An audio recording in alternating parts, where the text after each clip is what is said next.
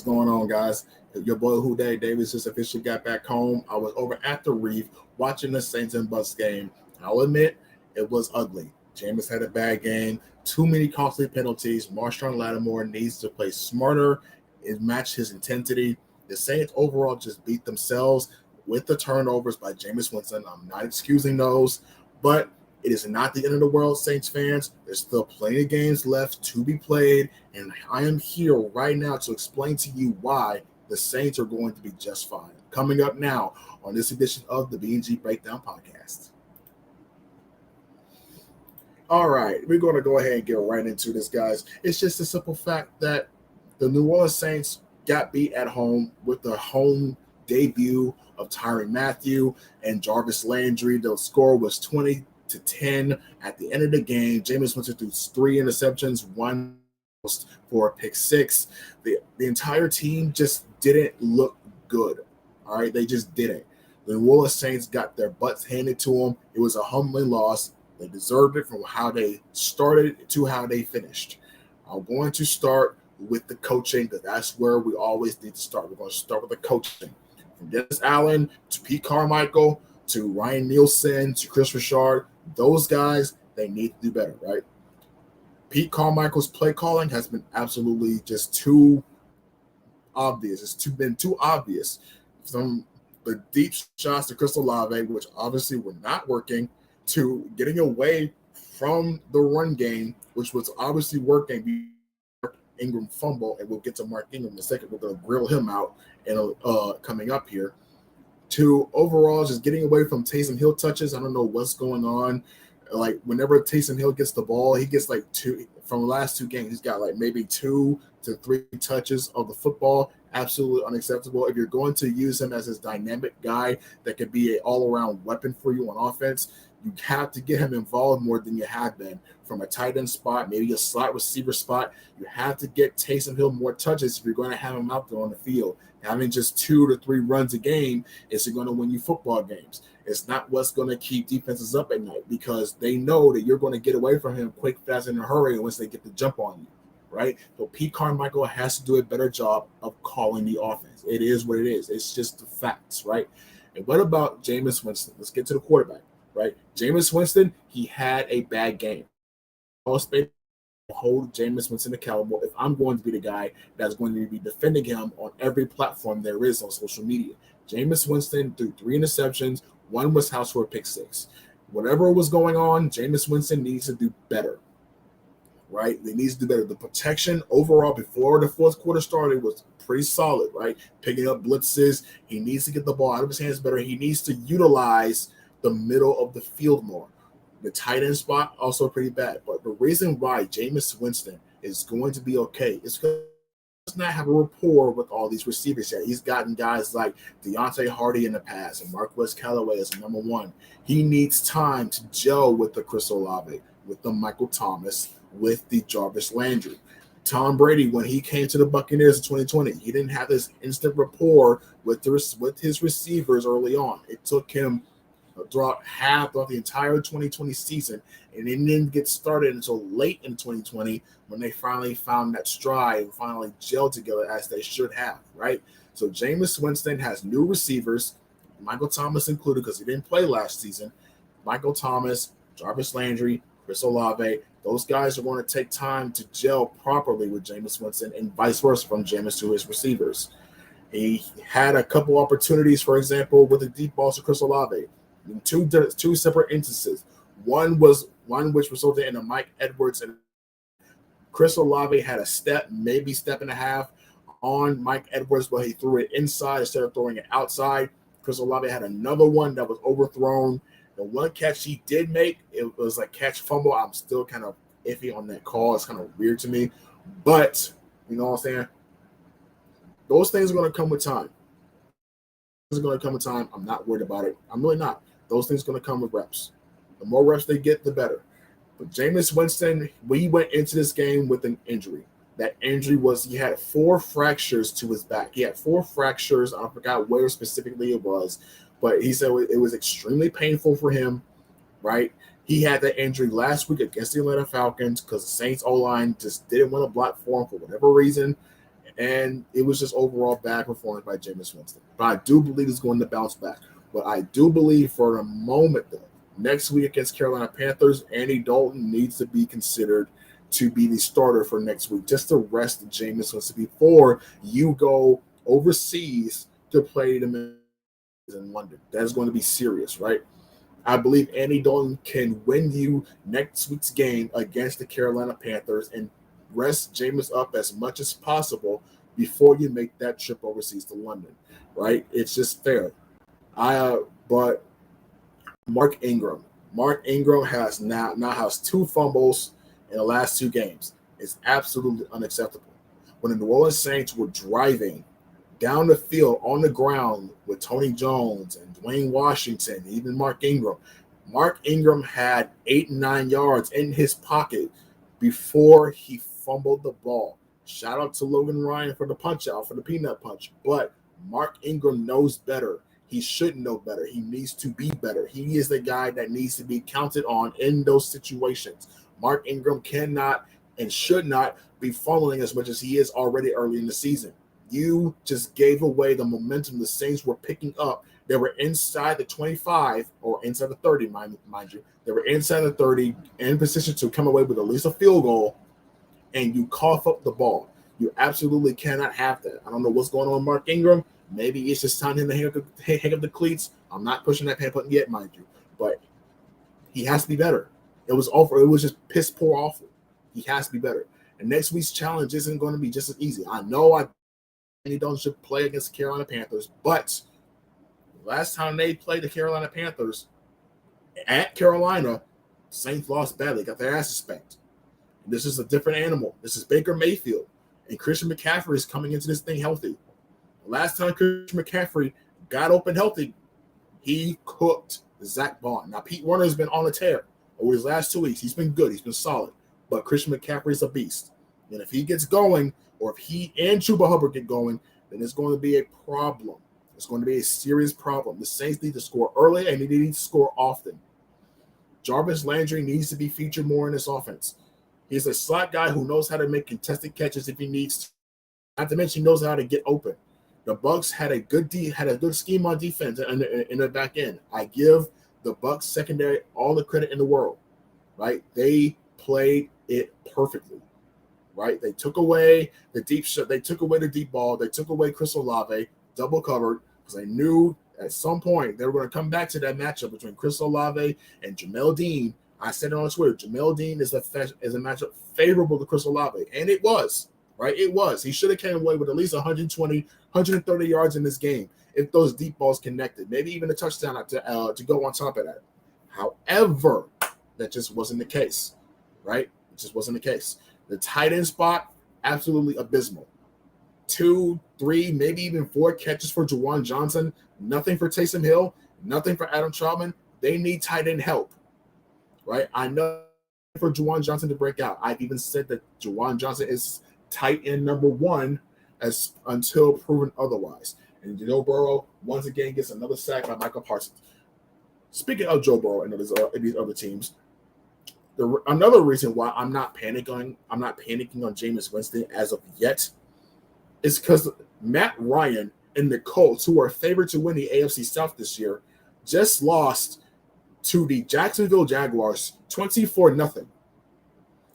Jacksonville Jaguars just beat down the Indianapolis Colts, the AFC South favorites, Indianapolis Colts, 24-0. And Matt Ryan threw 3 interceptions in that game. Think about that for a second. The favored AFC South people, the Indianapolis Colts, just threw 3 interceptions against the Jacksonville Jaguars with Matt Ryan at the helm. I'm supposed to be worried about Jameis Winston. The Cowboys right now are getting their butts handed to them by the Dallas Cowboys, who are without Dak Prescott. I'm supposed to be worried about Jameis Winston. Guys, like if Joe Burrow, who had 4 interceptions, 4, mind you, not 1, not 2, not 3, but 4 interceptions against the Pittsburgh Steelers last week, if Joe Burrow can have that type of game and get an excuse that Jameis Winston can have this bad game and get the chance to bounce back next week if he does get the nod to start, right? Good QBs just have bad days. That's how the NFL works. Like those guys on the other end are trying to make their money's worth too, right? It happens. It's okay. The Saints, I still believe, are going to be 12-5 with as a ceiling and 10-7 as a floor. I said the Saints were going to go 1-1 with the Bucs this year. That hasn't changed. The only thing that's different is the Saints just lost at home, so now they have to beat them in Tampa Bay. That's the only difference. They will go 1-1 this year. I truly do believe that. But the defense started with Marshawn Lattimore. I love Marshawn Lattimore's energy. I absolutely love it, guys. We haven't seen this side of Marshawn Lattimore since 2017, his rookie year. This fire intensity that Marshawn Lattimore plays with. I absolutely love it. However, he needs to be smarter. Marshawn Lattimore has to be smarter.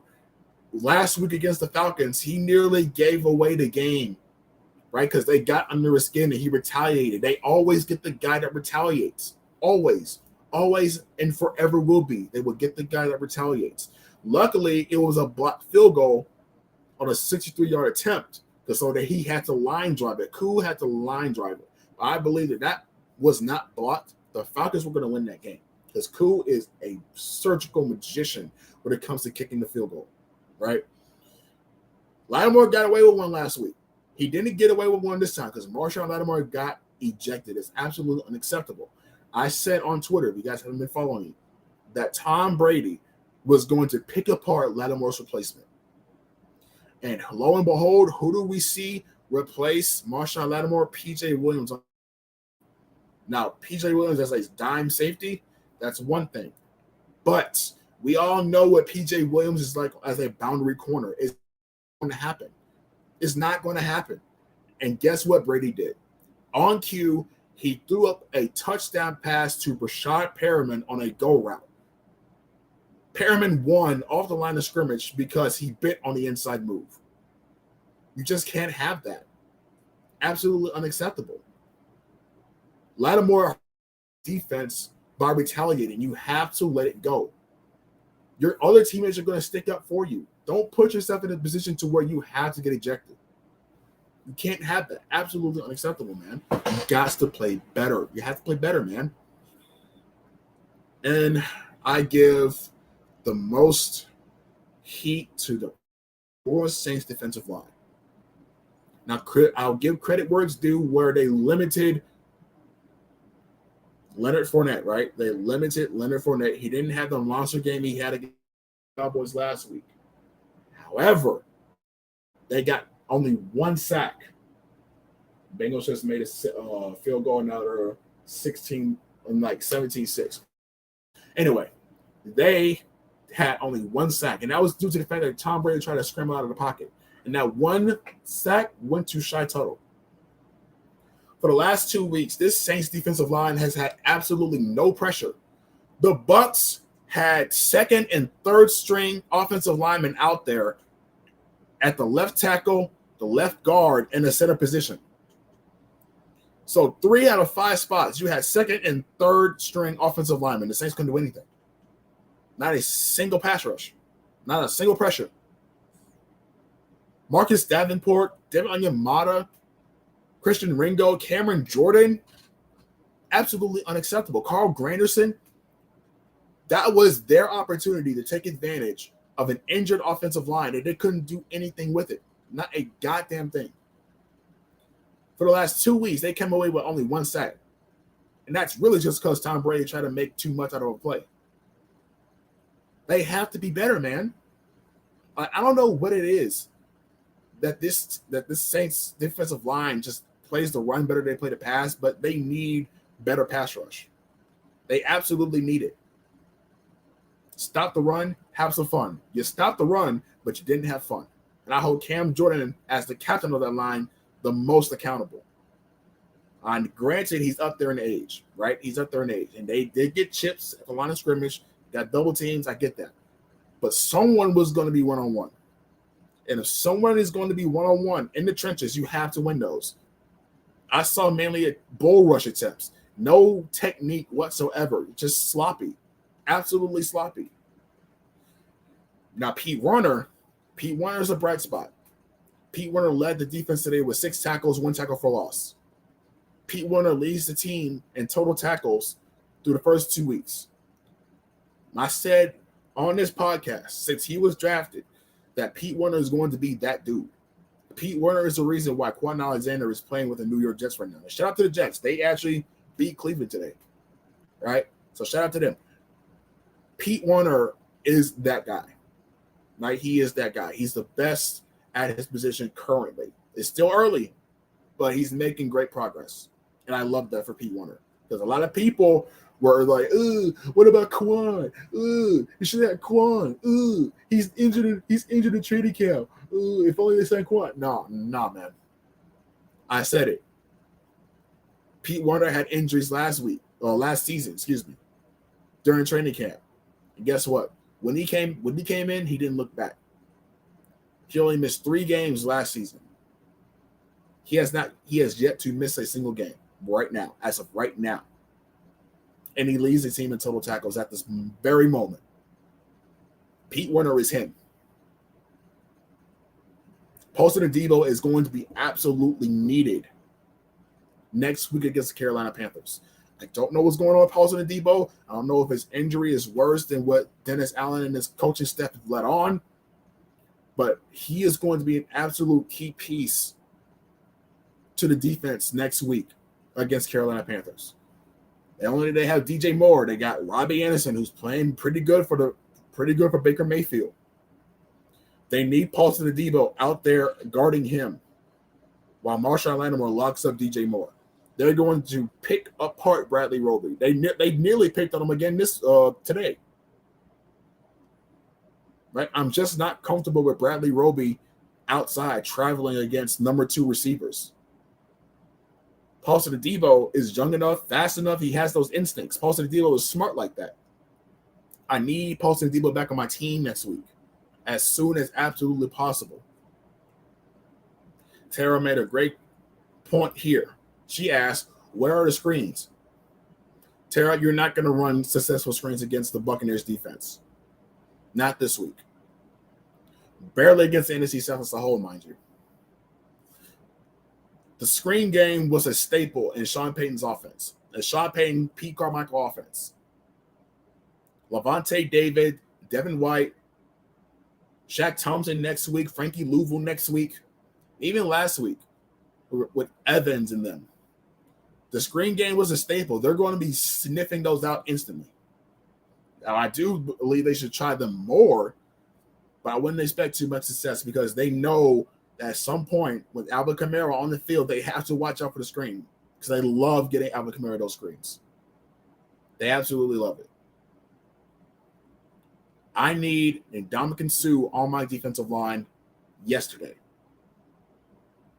I need him on my defensive line yesterday. I don't know why they think these unproven guys outside of David Onyemata, mind you, that they believe is going to be okay in terms of pass rush. Because if this is what we can look forward to throughout the rest of the season, the Saints won't go far. Unless they start blitzing more and compromising their back end, is a long day for the Saints defense, a long day for Saints fans, a long season for Saints fans. They have to be better. And I believe they will be better next week.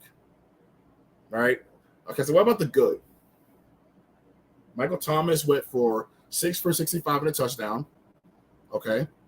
Chris Olave had a pretty – I would say good. He had a decent game. He didn't do good. He did decent.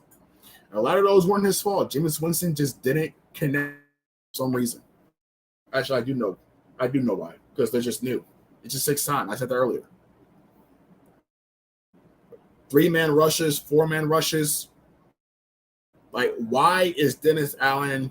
Why is Ryan Nielsen? Why is Chris Richard? Why are those 3 so scared to dial up a blitz? Like, what is it with this team, this defense, scared to run a blitz against Tom Brady? They did it last year. They did it in the last 2 games last year. They didn't do it at all today, if at all. I ain't seen any blitzes. They had no receivers. Mike Evans was ejected. They had no Julio Jones. They had no Chris Godwin. They had Scotty Miller. They had They had Russell Gage. They had Rashad Perriman. Where are the blitzes at? If your front four isn't getting the job done, make adjustments. Make adjustments. Please. Send to Mario Davis. Send a slot blitz with Justin Evans. That extra man that the offensive line has to account for and make the quarterback hold the ball for half a second longer. Just whatever you have to do. Like Todd Bowles, for example. Todd Bowles, he sent blitz packages, and it was successful because their front four wasn't getting home. So they send Devin White. They send Levante David. They send the safety blitz with Mike Edwards. They send guys that overload an offensive line. The Saints need to do that next week against Baker Mayfield. If their front four is not getting home within the first 2 to 3 drives, they have to do better. For whatever reason, they're not. It's absolutely unacceptable. You had that trench to your advantage. To your advantage. 3 out of 5 were second and third stringers. Your left tackle was a third stringer. Your center was a third stringer. Your left guard for the Bucs was a second stringer, and they couldn't get home. That's embarrassing. Absolutely embarrassing, y'all. Like, why? Why do they wait so late until it's too late for them to get going as a pass rushing team? It's so weird to me. They need additional help. They need someone like an Ndamukong Suh or make a trade for someone prominent. Because this, right now, this isn't working. If you can't get home with a battered up offensive line, you can't get home against anybody. Like, something has to give. I will say, I still have the Saints going 12-5. Right? I do. 10-7 is the floor. Will they make the postseason? I still believe they will. But this was embarrassing. The home debut of Jarvis Landry, the home debut of the Honey Badger, Tyrann Mathieu, and that's what you tried out on the field. That's what you give your fan base. That's what you give LSU fans. That's what you give your fellow Saints fans. You give them a piss-poor performance with no pressure, getting beat on out routes by Scotty Miller, being undisciplined with penalties. That's what you tried out there for your first home game debut. That's what you put out there. Yeah, I don't like that. I don't like that at all. I need to see adjustments. I want to pick the Saints next week. I want to pick the Saints next week to win against the Carolina Panthers before they go overseas to play the Vikings in London. I want to. But until I see an improvement of product on the field, I'm picking the Carolina Panthers to win next week against the Saints. I have the Panthers winning next week against the Saints until they prove to me otherwise. Because what they're not going to do is make a fool out of me 2 weeks in a row. The Saints haven't been 2-0 since 2013. I understand that, right? That's fair. It's been nearly a decade since they went 2-0. So the ceiling's not coming crashing down. There's no flame. There's no burning buildings. There's no anarchy. I'm just saying the Panthers are winning until the Saints actually prove to me on both sides of the ball that they're improving. Because you just took a step back from week 1 to week 2. Now, granted, it was against a better defense. I gave you a pass week 1. Because it's the first game of the week. You're going to come out rusty. I understand all that. Embarrassing. It has to be better, man. Absolutely has to be better. I'd like to hear from you in the comment section after this. What do you guys think about the Saints game today against the Bucs? Do you expect anything to be better or different next week when they play the Carolina Panthers on the road? Let me know your thoughts. Also, don't be surprised if you see on social media, the sports media clowning Jameis. Don't be surprised, right? Mike Florio, Sims, the NFL, and the NFL Live, ESPN, Stephen A. Smith. Don't let those guys get under your skin, right? Because they're going to bring up 30 for 30 Jameis. They're going to make shade. They're going to throw shade like Devin White just did in the post-game interview. Like he threw shade to Jameis Winston talking about that 30 for 30 shit. Don't let these dudes get under your skin, right? Because we all gonna come. We all know it's gonna come. Just go on about your business. Hope for better next week, and maybe we'll go 2-1 on our way to London against the Minnesota Vikings. Hope you guys enjoy the rest of your football Sunday. Until then, hey, win, lose, draw. It's still black and gold until we dead and we cold. I'll see you guys